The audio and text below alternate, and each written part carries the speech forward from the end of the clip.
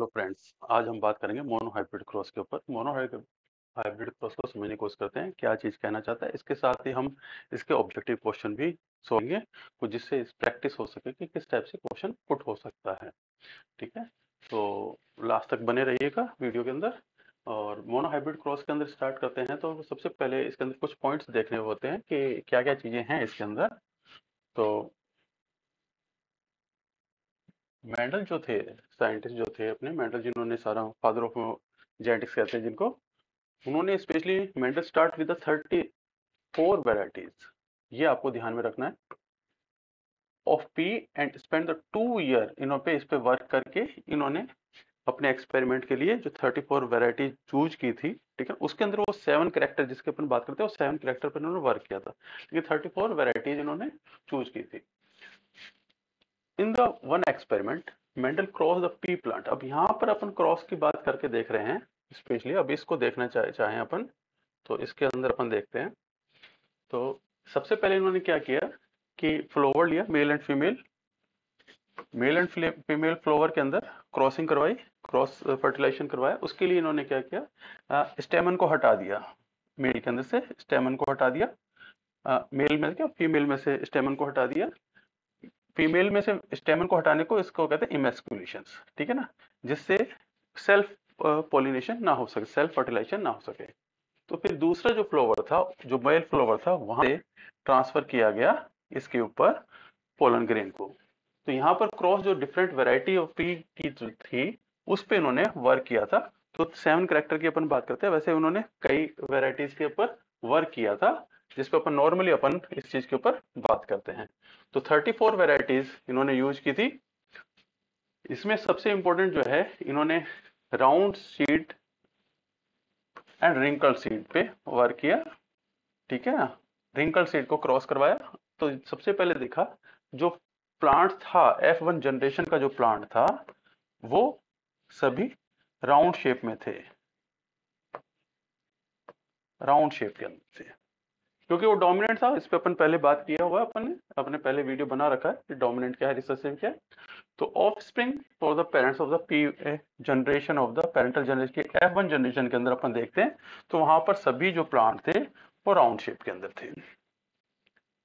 F2 generation जब देखी उन्होंने, when the Mendel examine the F1 generation को जब चेक किया, उन्होंने क्रॉस करवाया, उसके अंदर उन्होंने देखा कि वहां पर उस जगह पे जो प्लांट्स थे, यानी कि हम सीड्स कहें, सीड्स जो थे उसके अंदर हमें वेरिएशन दिखाई दिया, यानी कि F2 जो जनरेशन थी उसके अंदर हमें 1/4 जो था वो रिंकल्ड भी दिखाई देते हैं।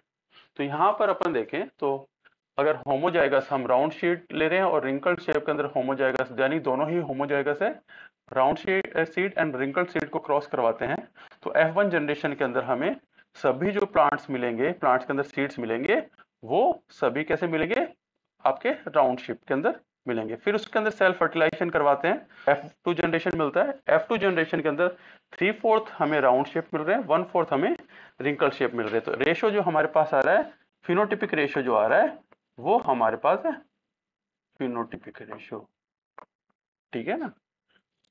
जीनोटिपिक रेशो अलग होगा, फिनोटिपिक रेशो 3:1 का आ रहा है हमारे पास में। पर ये जो हमने पूरे के प्लांट एक्सपेरिमेंट किया, उन्होंने जो सीड प्लांट जो सीड मिले राउंड सीड के अंदर 5474 राउंड सीड मिले और 1850 उनको रिंकल सीड। तो आप ये मत सोचना कि बिल्कुल उसी रेशियो के अंदर मिलता है, कुछ आगे पीछे सीड्स मिलते हैं, ठीक है ना। ऐसा नहीं होता कि बिल्कुल ही उसी रेशियो के अंदर मिलता है, कुछ आगे पीछे रहते हैं। रेशियो अप्रोक्सीमेटली 3:1 का मिलता है। तो यहाँ पर इन्होंने देखा, तो इन्होंने ये जो एक्सपेरिमेंट था इसको रेसिप्रोकल भी करवा के देखा है। और ये एक बार करके नहीं देखा इन्होंने, Mendel carried out the 60 such crosses and always obtained this result. ये आप इसके ऊपर भी देख सकते हो। तो आपके पास में यहाँ पर अगर अपन क्वेश्चन देखते हैं, तो हमारे पास सबसे पहले है कि यहाँ पे 34 वेराइटीज हैं। पहला क्वेश्चन है आपके पास में, 2 ईयर इन्होंने स्पेंड किया इन वेराइटीज के ऊपर। सेकंड है, अब रिंकल्ड होमोजाइगस हेटेरोजाइगस, ये तो एक नॉर्मल क्वेश्चंस के अंदर अपन बात करते हैं। F1 जनरेशन थी, उसके अंदर सभी राउंड शेप के अंदर मिले, ये थर्ड क्वेश्चन हो गया आपके पास में। F1 सीट के अंदर सभी राउंड मिले, और इन्होंने ये जो क्रॉस कराए, ये आउट कम से कम 60 बार करे थे इन्होंने। ये आपके पास में फोर्थ क्वेश्चन मिल रहा है यहाँ पे।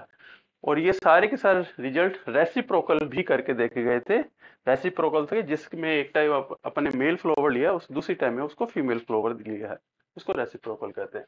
तो वो भी देख किया था। तो ये आपके पास में 5 नंबर क्वेश्चन हो गया।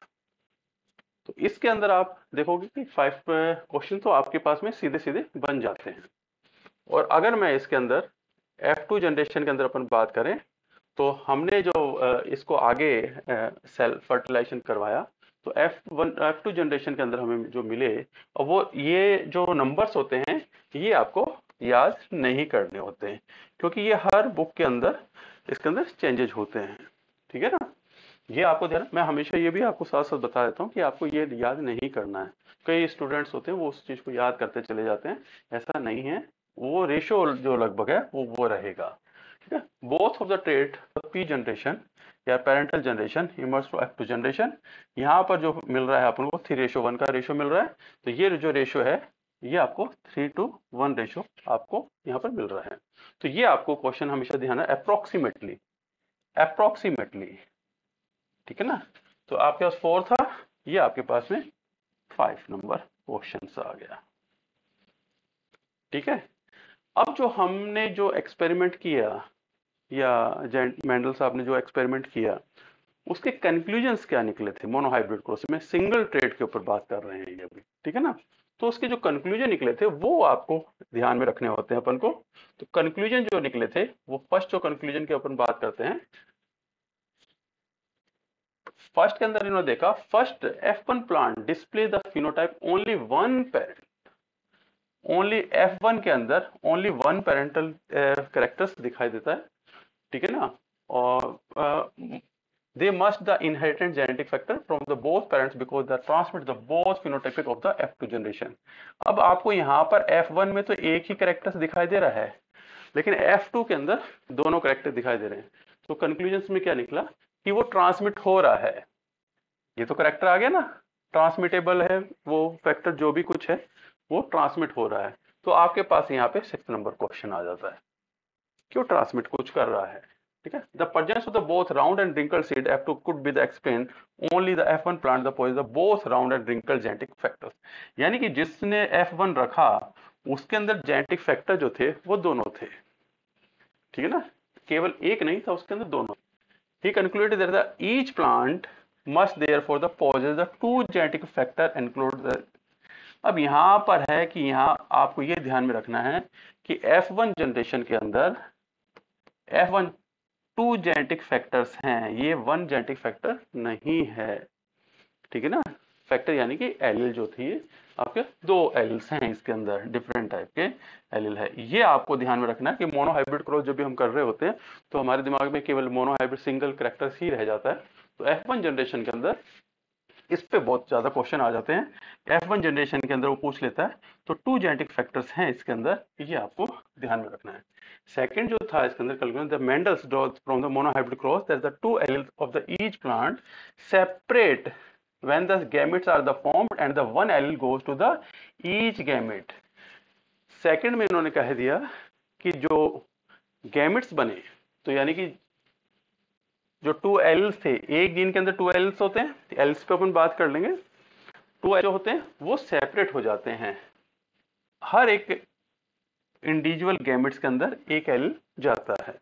ठीक है, ये इन्होंने बताया था, क्योंकि F2 जनरेशन के अंदर वो अलग हो गया। when the two gametes one from the each parents fuse to produce the zygote and allele from the male and the parents, ये आपके ऑफस्प्रिंग में F2 जनरेशन के अंदर ये जो एलील्स थे वो अलग से दिखाई देते थे। यहाँ जो सबसे बड़ी इंपॉर्टेंट जो बात होती है, यहाँ पर हम जो बात कर रहे थे, वैसे अपन साइटोलॉजिकल जब एनालिसिस करेंगे इसका, उसमें बात आ जाएगी। यहाँ पर जो सबसे बड़ी, मैं हमेशा इस चीज को दे रखता हूँ कि जब हम मियोसिस की बात करते हैं, मियोसिस से ही गैमेट बनते हैं।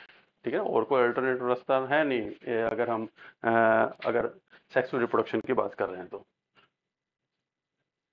इससे मियोसिस से हुआ, लेकिन मियोसिस के अंदर जब हम बात करते हैं तब 2n से हम जब बात कर रहे होते हैं तो हम फोर्स बनाते हैं। ठीक है ना, यहाँ पे हम 4 आते हैं, और यहाँ पर हम जो बात कर रहे हैं एलिल की बात कर रहे हैं वो 2 की ही बात करते हैं, ठीक है ना। तो इसमें कंफ्यूजन करने की जरूरत नहीं होती, क्योंकि यहाँ पे रेप्लिकेशन को के साथ में हम उसको एक्सप्लेन कर रहे होते हैं। इसमें केवल हम एलिल के हिसाब से उसको एक्सप्लेन कर रहे होते हैं।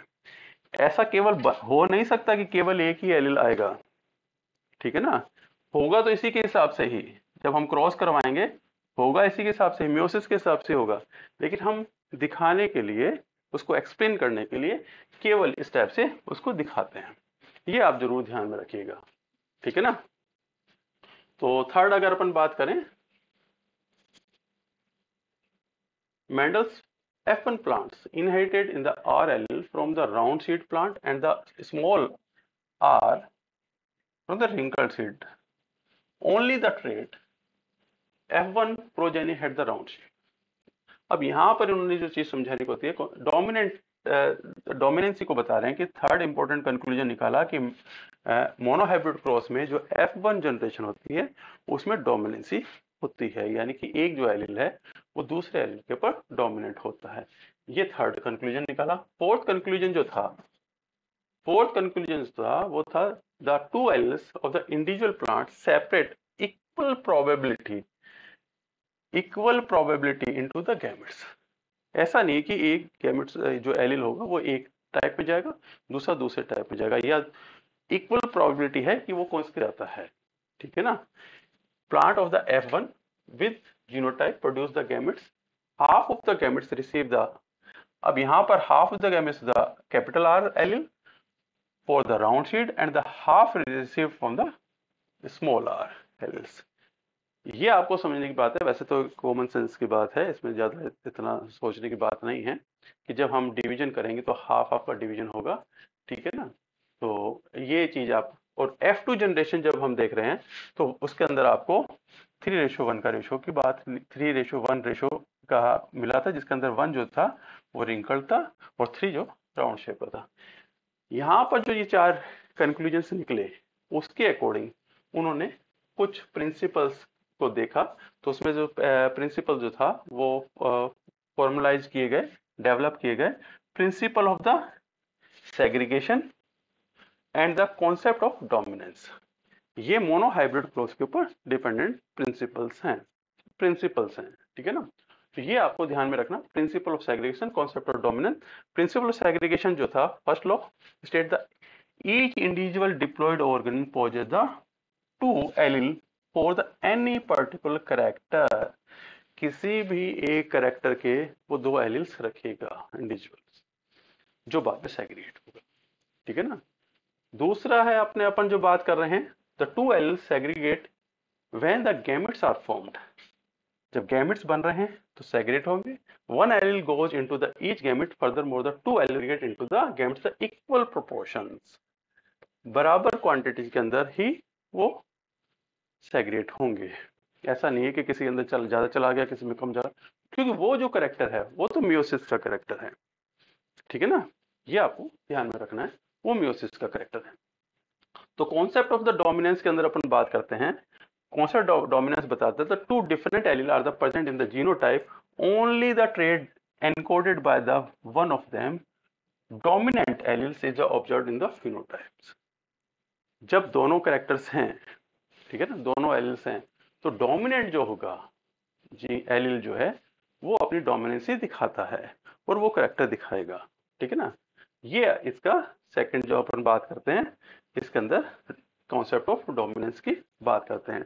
Mendel confirm that these principle allow the F2 plants of the self fertilize. ये जो सारे के सारे जो वर्क किए, यानी कि अगर अपन डोमिनेंस की बात करते हैं, कॉन्सेप्ट ऑफ डोमिनेंस की अगर बात करते हैं तो F1 जनरेशन के अंदर मिल जाता है आपको।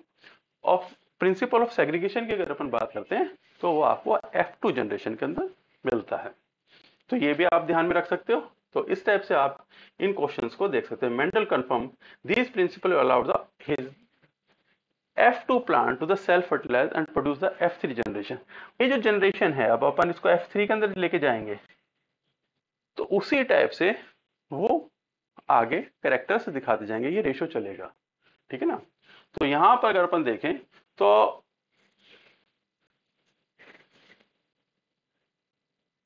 इस टाइप से यहाँ पर F3 जनरेशन की, यहाँ पे F2 जनरेशन की अपन बात की थी। यहाँ पे देखो राउंड शीट के अंदर, यहाँ पे देखो आप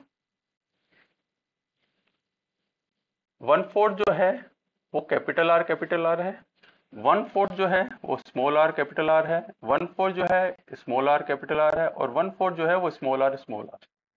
अब यहाँ पे इससे अगर मैं गैमेट्स बनाता हूँ तो उसमें तो दोनों के दोनों कैपिटल R बनेंगे। यहाँ बनाते हैं तो दो डिफरेंट टाइप के बन जाएंगे, यहाँ पे दो डिफरेंट टाइप के बन जाएंगे। यहाँ पर अगर मैं देखता हूँ ये स्मॉल बन जाएगा। तो इससे जितने भी मिलेंगे आपको वो सारे के सारे राउंड मिल रहे हैं। यहाँ पर जो मिल रहा है आपको उसके अंदर वो रेशियो वापस मिलेगा आपको, समझ रहे हो? यानी कि वो रेशियो कंटिन्यू चलता है, ऐसा नहीं है कि वो रेशियो आगे बदल जाता है। तो ये सारा का सारा आपको ध्यान में रखना है। F3 जनरेशन में भी जो F2 का जो रेशियो था वही मिलेगा, लेकिन यहाँ पर जो हमें जो प्योर होमोजाइगस कंडीशन के अंदर अपन क्रॉस कराते हैं तो हमारे पास में एक ही टाइप के प्लांट्स मिलेंगे, प्लांट्स के नंबर ज्यादा मिलेंगे, टाइप्स एक ही होगी। तो ये आपको मोनोहाइब्रिड क्रॉस के अंदर अपन को देखना होता है, ठीक है। अब इसके अंदर जो कुछ क्वेश्चंस हैं उस पर बात कर लेते हैं मोनोहाइब्रिड क्वेश्चन, मोनोहाइब्रिड के ऊपर। Which of the following the statement accurately describe the principal of segregation? कौन सा स्टेटमेंट है वो एक्यूरेटली बता रहा है? An organism inherited is a single allele for each trait from the each parents. Allele for the trait blend together in the blending तो नहीं होती, ठीक है। Gametes contain the both allele for a trait, both allele तो रख रहा है, लेकिन ये अपनी जो बात करते हैं प्रिंसिपल ऑफ सेग्रीगेशन को समझाना है, ठीक है ना। Principal of segregation, chromosome replicate during the meiosis first, ठीक है ना। अब ये जो चीजें हैं वो जब हम यहाँ बात कर रहे थे, अब जो हम मोनोहाइब्रिड क्रॉस के अंदर बात, ये उसके आगे के कैरेक्टर्स हैं जो हमने आगे उसकी स्टडी की। हमने वहां तक क्या देखा था? Allele for a trait, an organism inherited a single allele for each trait from the each parents. एक एलिल होगा एक ट्रेट का, ठीक है। मल्टीपल एलिल की तो अपन बाद में बात करेंगे, वो तो अलग है, मेंडल की बात नहीं कर रहे। वो आप मेंडल मोनोहाइब्रिड डायहाइब्रिड क्रॉस कर रहे हो, वहां तक सारे मेंडल्स के लॉ चलेंगे और प्रिंसिपल्स वगैरह हैं, सारे एक्सेप्शंस हैं सारे, वो मेंडल से आगे की कहानियां हैं, मल्टीपल एलिल्स वगैरह वहां नहीं जाना है अपन को। तो सिंगल एलिल, तो आपके पास में पहला क्वेश्चन सही है, ये सही हो जाता है। सेकंड में अगर देखते हैं, in a monohybrid cross between the two heterozygous parents, ये हेटेरोजाइगस कंडीशन है, capital A small A. According to the principle of the segregation proposed by Mendel, what is the expected phenotype of the ratio of the offspring? क्या रहेगा? अपन ने जो अभी बात की थी 3:1 रहेगा। इस टाइप से सीधे क्वेश्चन आएंगे या इस टाइप से क्वेश्चन आएगा। प्रिंसिपल सेग्रीगेशन का स्टेटमेंट है वो एक्यूरेटली क्या है उस पर क्वेश्चन रहेगा। एक्यूरेटली जो है वो ये तो नहीं है, उस पर तो बात हुई नहीं थी, gamete content the both allele of the trait, ठीक है ना। मियोसिस के टाइम में ये तो अपन ने उसके अंदर बात की ही नहीं। हमारा जो है वो है single L each trait each parents, यहाँ पे पेरेंट्स की बात आ रही है, ठीक है ना, और अपने पेरेंट्स पे ही बात की है सारा का सारा। तो ये इस टाइप से आपको ये समझ के, अब यहाँ पर कंफ्यूजन क्रिएट हो जाते हैं, ठीक है ना। Chromosome replicate during the meiosis, ठीक है ना, लेकिन ड्यूरिंग द रेप्लिकेशन जो हो रहा है वो प्रिंसिपल ऑफ सेग्रीगेशन के साथ कहीं कनेक्ट नहीं हो रहा है। चीज तो सही है लेकिन वो उसके साथ सही नहीं हो रहा, ठीक है ना। इस टाइप से आपको ये ध्यान में रख के क्वेश्चन सॉल्व करने होते हैं। लाइक शेयर एंड सब्सक्राइब कीजिए, कैसा लगा इस पे कमेंट जरूर दीजिए। Thank you very much.